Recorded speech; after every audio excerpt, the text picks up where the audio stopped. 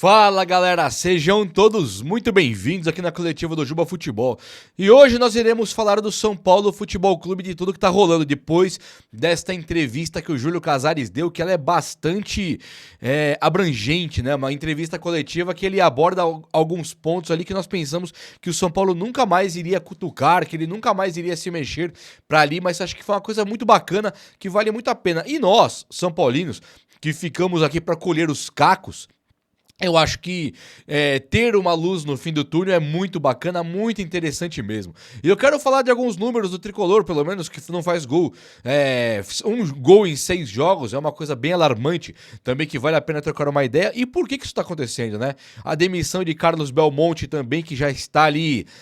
Na Austrália dizem que tá demitido já, sabe, que tá umas horinhas na frente. Falar também sobre como que será o futuro, quero falar sobre essa venda do Henrique Carmo, tudo que está rolando no São Paulo Futebol Clube agora. Vamos juntos então? Então chega nesse like aí pra dar aquela moral no vídeo e se inscreva aqui no canal também. Você é muito bem-vindo, muito bem-vinda, beleza? Faço questão de ter você por aqui, conto muito com você e adoro ter você aqui, essa que é a verdade. Gente, deixa eu falar uma coisa, o Casares deu uma entrevista e ele fala ali sobre a possibilidade do clube de São Paulo separar do social. Então você tem o futebol e o social, que desde que eu me conheço por gente, vem dando aquela discussão, né? Poxa, peraí, tem que separar o clube do social do futebol e tal, porque sempre o social dá aquele prejuizinho e o futebol não pode contratar os jogadores que você tá querendo, porque lá no social eles estão gastando uma grana, quem frequenta ali o clube não necessariamente é São Paulino, e o futebol também é dedicado para esse tipo de coisa. Então o Casares, ele fala que ele pediu um estudo, ele contratou um estudo, que ele nem falou com os companheiros dele do São Paulo ainda, com o pessoal da diretoria, e ele contratou esse estudo para poder ver a viabilidade, se é interessante ou não, e uma conclusão que se chega é que seria interessante tanto para o social do São Paulo, como também para o futebol. Então que as duas partes gostariam que isso acontecesse. Duvido muito que o social se mantenha ali sozinho, duvido muito que o social, que pelo menos pela história sempre deu prejuízo, e que agora você fala, peraí, o social então agora vai se manter sozinho, ele tá feliz. Tá nada. Tá nada. Claro que vem as boquinhas do futebol, né?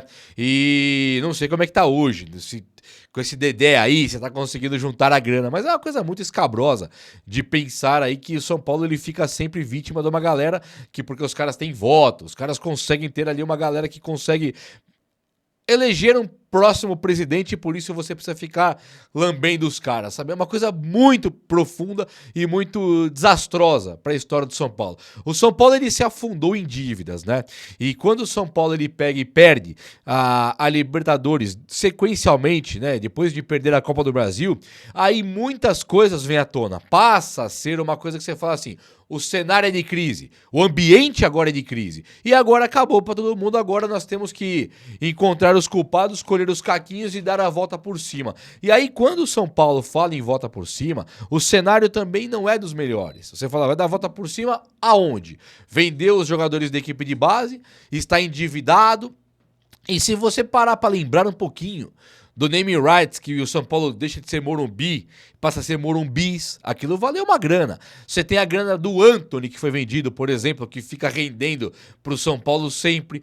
Você tem um time que pouquíssimo contratou, e as contratações tudo de graça, né? Oscar, o Enzo Dias, não pagou ainda. Você tem ali o rapaz da Tapia, tudo de graça. As contratações do São Paulo que chegaram para esse ano. Então não faz sentido o São Paulo estar endividado, né? O São Paulo ele tá o quê? Gastando mais do que ele ganha?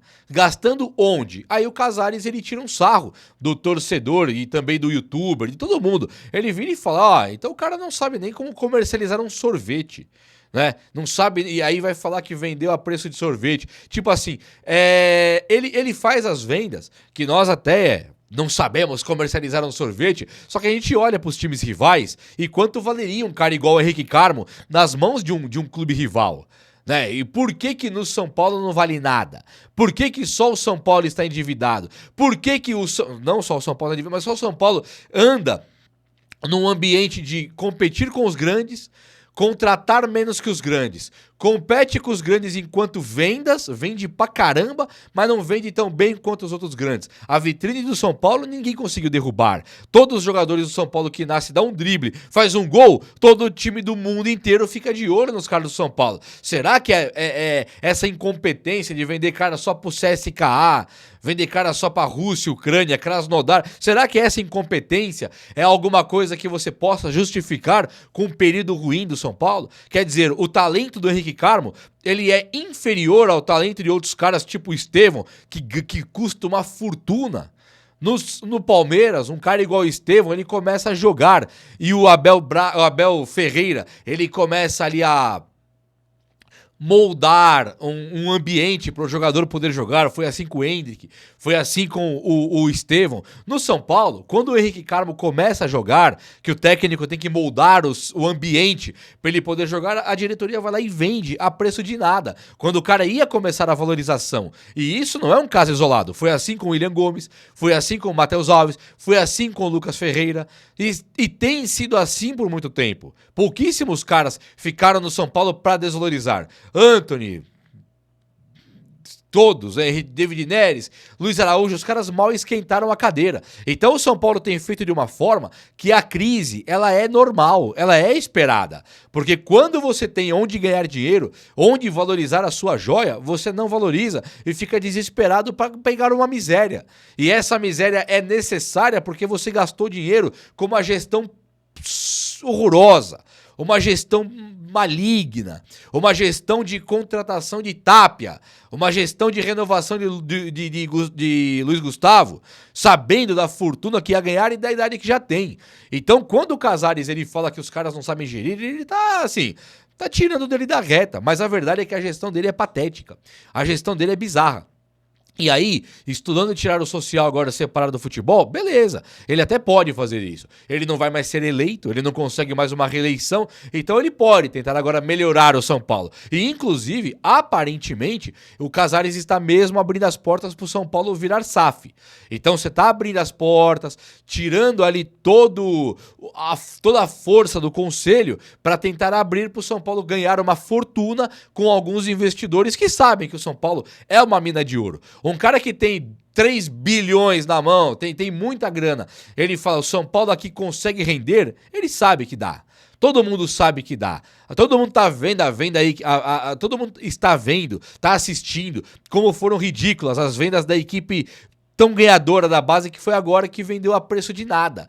E o São Paulo com grana, podendo fazer uma gestão honesta, correta, digna e justa, ele venderia essa molecada da base por um preço muito maior, mas muito mesmo. Então acho que o São Paulo vai sim, com o Júlio Casares, tentar separar o futebol do social e também tentar fazer o São Paulo virar SAF, muito porque ele não vai mais ter ali como ser reeleito, cara. É curioso isso aí, né? Acaba que ele não poder ser reeleito passa a ser um bônus para nós São Paulinos que estamos torcendo pelo melhor, porque ele pode tentar derrubar tudo lá dentro dessa estrutura tão nociva e tão maligna que é no São Paulo, sabendo que nunca mais ele vira presidente, para tentar ser o CEO numa possível SAF que o São Paulo crie. Ele vira o presidente ali indicado pela SAF. Eu acho que é o melhor dos mundos e não duvido que isso possa acontecer, não. É um plano, é uma ideia e é também algo que já foi ventilado por aí. Acho que o São Paulo ele pode ter dias muito melhores pela frente, sim. Vamos lá agora. O Caleri pode voltar ainda esse ano, né? E isso aqui, vou falar da demissão do Belmonte também. O Caleri pode voltar ainda esse ano. E isso aqui é algo muito interessante de pensar, sobretudo quando o São Paulo teve também Rian Francisco e André Silva, que já garantiu que não vão voltar mais esse ano aqui. O São Paulo ele tem o Luciano. E na figura do Luciano, é um cara que é muito comum ele começar jogando bem quando troca de técnico e o futebol dele depois desaparecer. E já aconteceu com o técnico Hernan Crespo. Ele era banco na Copa do Paulista lá 2021, do Crespo. Ele era banco do Dorival em 2023 na Copa do Brasil. E aí depois ele ganhou uma moral no São Paulo que não tem a menor justificativa. É briga de discurso e narrativa. Você pensa, por exemplo, quando o cara quer elogiar o trabalho do Zubeldia. Ele não tem muito muito embasamento, ele não tem muita argumentação. Ele fala, não, o São Paulo, o Zubeldia é o menor dos culpados, então o trabalho dele foi bom. Não é, o Zubeldia é bom porque ele pegou o volante, o lateral, pegou o meia. Ele não fala, não tem nenhum argumento. Zero argumentação. O que ele pode falar é que o Marcos Antônio jogava bem com o Zubeldia, mas aí quando joga bem com o Crespo também, já muda tudo de figura. E só.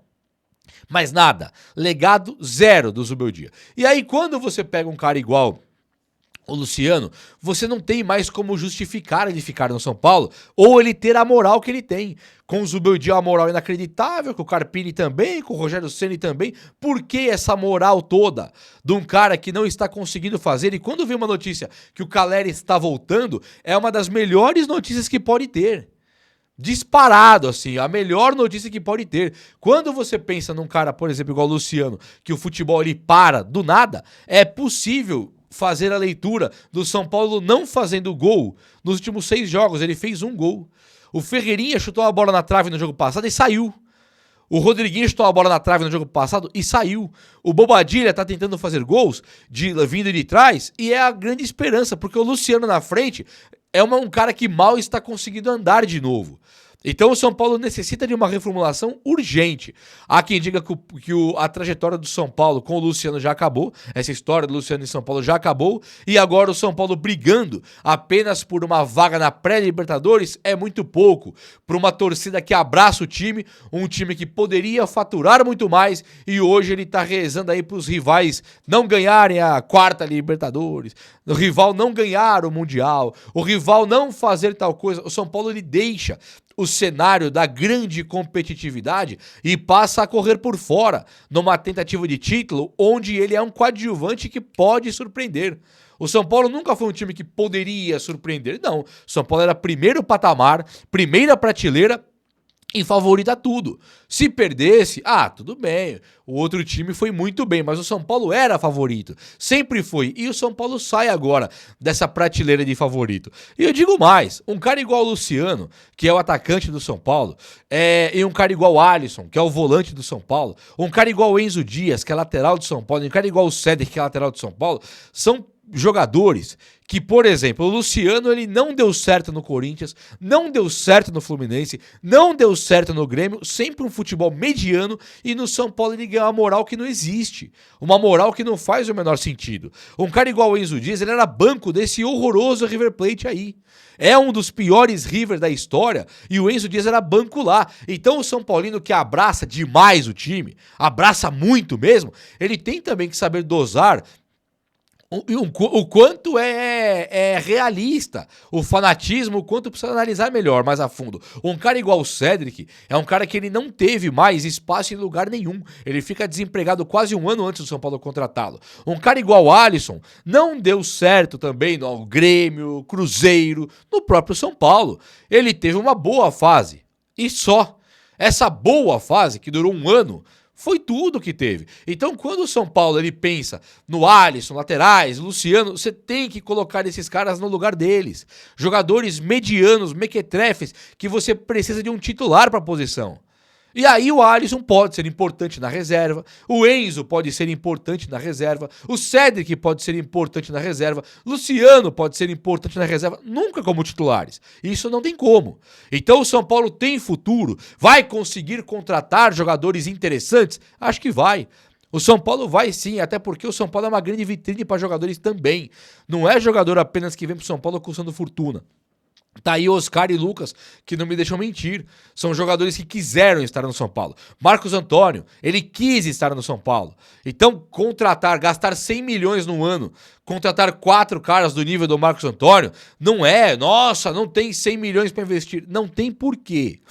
É só você parar de gastar que nem um palhaço, parar de gastar de maneira burríssima e você vender um cara de 100 milhões da equipe de base. Um cara. Venda um cara de 100 milhões da equipe de base para contratar 4 Marcos Antônio. Você coloca o seu time no eixo. Coloca ou não coloca? Não colocou ainda, muito porque Belmonte faz uma gestão horrorosa de futebol. Essas vendas dos caras da equipe de base, que o Casares gosta de dizer, de simplificar a análise de cada um e falando, esses caras que analisam aí não sabem nada. Quem não sabe é você, Casares. Quem não sabe é você, Belmonte. Vocês poderiam ter hoje o Henrique Carmo e o William Gomes como titulares do time do São Paulo. Titulares absolutos. E esse William Gomes é um cara que tá jogando no Porto, como titular lá, fazendo gols. O Henrique Carmo, quando começa a despontar pro futebol, como um craque, vai ser um gênio da bola, o São Paulo poderia ter ele. Sabe quanto custariam pro São Paulo Henrique Carmo e William Gomes? Nada. Nada. Então, mas ia deixar de ganhar 80 e poucos, 90 milhões. Iria deixar de ganhar os 90 milhões, só que você não precisaria fazer as contratações também. Ter Bobadilha, Pablo Maia e Marcos Antônio, resolvido. Ter o William Gomes, Henrique Carmo e Rian Francisco e Caleri, resolvido. Resolvidaço. Você precisa de outras, a zaga, resolvida. Tem o Mailton e o Mike, lateral direita resolvida. Falta um lateral esquerdo, tem que se desfazer de 2 que tem lá. Mas vai ter uma grana do Galopo, não vai? Então, assim, vai ter uma grana do Antony, não vai? Esse modus operandi de você despedaçar o São Paulo, levar o São Paulo pro buraco, não me parece mais sem querer. Não tô dizendo que é de propósito, mas não me parece mais sem querer. O futebol não é tão misterioso assim. O William Gomes e Henrique Carmo, você tem 2 pontas. Classe A, que potencializariam o futebol de Oscar e Lucas. Quando voltarem, claro que sim. Rian disputando posição com o Caleri, por que foram gastar uma fortuna com o André Silva? Por que paga esse salário do Dineno e Tapia? Sabe? Não faz o menor sentido quando nós temos o Rigoni voltando pro time do São Paulo, ganhando muito e jogando pouco. Eu não achei que foi errado trazer o Rigoni, mas ganha-se muito e joga-se pouco. Então o São Paulo tem sim uma luz no fim do túnel, desde que o Casares agora cumpra, arrisca o que tem que ser feito, que é romper ali com o social, demitir Carlos Belmonte, que está beirando a demissão já. Carlos Belmonte beira a demissão, diz que vai votar contra a SAF de Cotia, lá, o FIP de Cotia. Então o Júlio Casares deve demiti-lo mesmo nas próximas horas, nos próximos dias. E aí você mexer com a diretoria de futebol a fim de ter um time muito competitivo, mas usando os caras da categoria de base, que não é porque é para economizar, não, é porque eles realmente jogam mais do que os outros. É ou não é? O vídeo de hoje foi esse. Eu espero que você tenha gostado. E se você gostou, chega nesse like aí. Tamo junto. Um abraço, meus amigos. Até a próxima. Valeu!